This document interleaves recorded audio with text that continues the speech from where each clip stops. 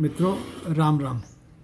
आप हमारे द्वारा बनाए गए वीडियो को देख रहे हैं और पसंद भी कर रहे हैं। ऐसा हम इसलिए कह रहे हैं क्योंकि आपके द्वारा भेजे गए कमेंट्स हमें बहुत उत्साहित करते हैं और जिज्ञासाएं आपकी बहुत ही रोचक होती हैं। आप सभी को बहुत बहुत धन्यवाद। एस्ट्रोलॉजी एस्ट्रोनॉमी क्लब की तरफ से भी आपको बहुत बहुत धन्यवाद।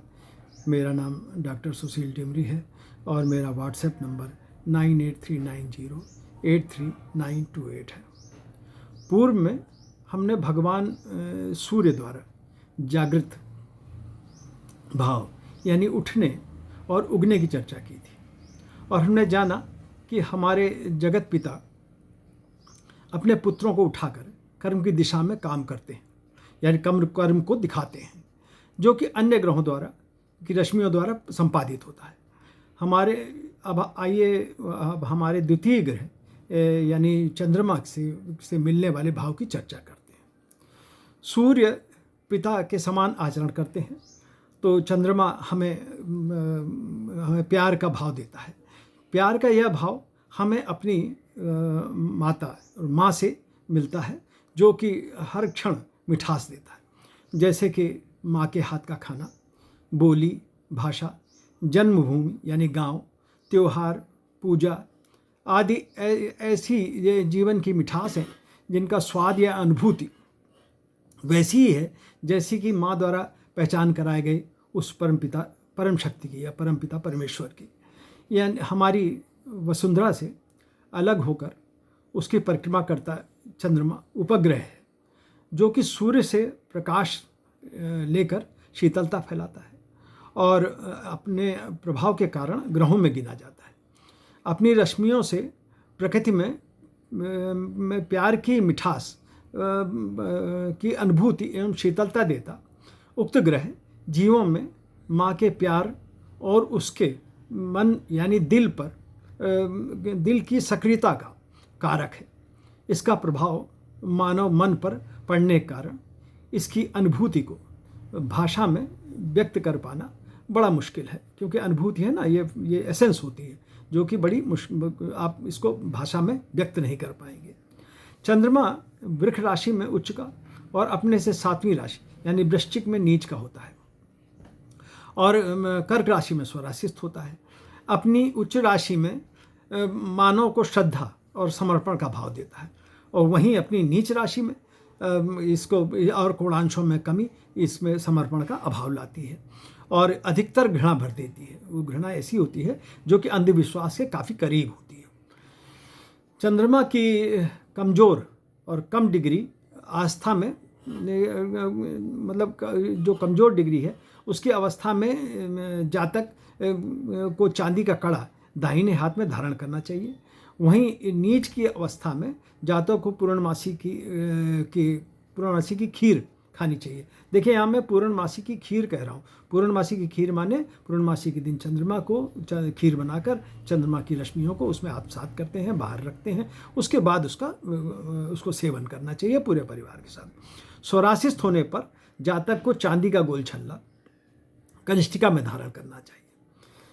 चंद्रमा अनुभूति को कविताओं में व्यक्त करता है कि उसका प्रस्तुतिकरण कविताओं के माध्यम से होता है और अपनी विभिन्न कलाओं से व्रत और त्योहारों को भी मनवाता है। ये प्रायः सभी धर्मों में त्योहार चंद्रमा की तिथि को देखकर ही मनाए जाते हैं, जो कि भावना प्रधान होते हैं। आपने देखा है कि मानव जीवन में चंद्रमा की कलाएं ही त्योहारों को प्रति समर्पित होती हैं।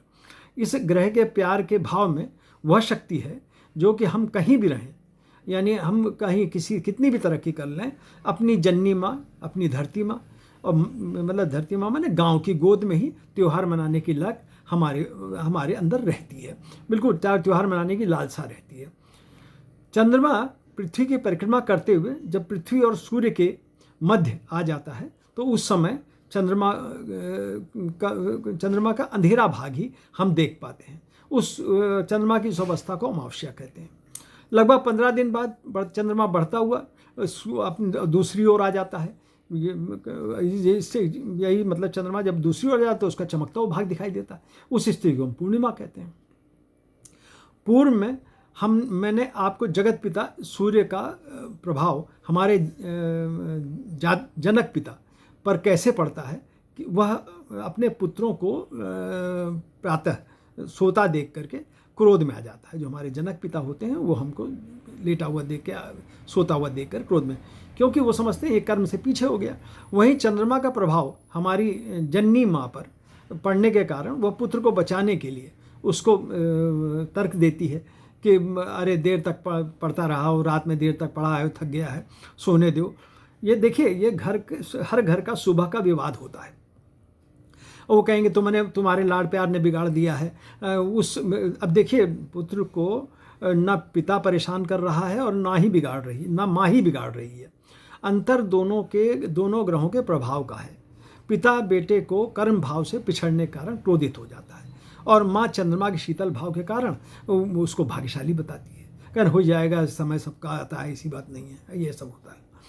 मित्रों, माँ के प्यार का अनूठा और नायाब दृष्टांत बताता हूँ कि माँ पुत्र को कभी शराब मतलब कमी, कोई पुत्र की कमी को खराबी बताती नहीं है। यानी अगर पुत्र नशे में भी है उसको खराब कभी बताएगी नहीं। मुझे नशे की अवस्था में भी वह कभी नहीं कहती कि मेरा बेटा शराबी है। वो कहती है कि अरे दोस्त लोग पिला देते हैं, हीरा लाल का लड़का आके पिला जाता है, ऐसे इस तरीके से। ये तो बहुत सीधा है और क्या करें। अच्छा, यही उसका यही दोषारोपण सास बहू के रिश्तों में भी आपने साफ दिखाई देता है। मतलब आपने साफ देखा होगा इस चीज़ को। इस ग्रह को अपने पराये का भेद करना बहुत आसानी से आता है। ये अपने पराये के भेद इसमें साफ दिखाई देता है। हिंसक पशुओं में आपने देखा होगा कि जिस जबड़े में फंसकर जो शिकार अपनी जान गंवा देता है, उसी जबड़े में पशु अपने बच्चों को उठाकर सुरक्षित स्थान पर रखता है, मतलब उनको सुरक्षित स्थान पर ले जाता है। और मानव जीवन में तो हर निर्णय, यानी सामाजिक और पारिवारिक जो भी निर्णय है, सब अपने पराये को देखकर ही लिए जाते हैं। मित्रों, प्यार से जुड़ा, बिल्कुल अटैच एक भाव और है जिसे प्रेम कहते हैं।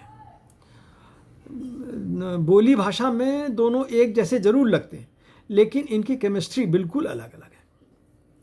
प्यार चंद्रमा की मिठास है, तो वहीं शुक्र में यदि मतलब प्यार जो है चंद्रमा की मिठास में है, तो प्रेम जो है शुक्र की मीठी अनुभूति है। चंद्रमा माँ के मातृत्व को का भाव है, माँ के मातृत्व का भाव रखता है। वहीं प्रेम स्त्री यानी पत्नी या प्रेमिका का स्वरूप है।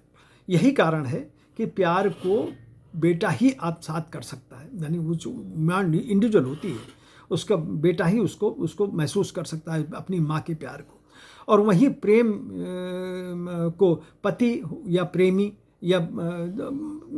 ही आत्मसात कर सकता है, मतलब वही फील कर सकता है। प्रमुखता दोनों की ही है। प्यार में जो कि पालन और पोषण को बनाता है, प्यार जो है पालन और पोषण को, हमारी माँ हमें पालती है और पोषती है। वहीं प्रेम संतति का कारक है। मित्रों, शुक्र ग्रह की चर्चा के समय इस पर विस्तृत अध्ययन करेंगे। मित्रों, आपको चंद्रमा द्वारा मिलने वाले भाव यानी प्यार की चर्चा कैसी लगी? अपने विचारों द्वारा हमें अवश्य अवगत कराएं। हमारे एस्ट्रोलॉजी एस्ट्रोनॉमी क्लब चैनल को सब्सक्राइब अवश्य करें। हमें अपनी आपकी क्वारीज़ का इंतज़ार रहेगा और हम आगे आपको ज्योतिष संबंधी और रोचक जानकारियाँ देंगे। नमस्कार, जय श्री राम।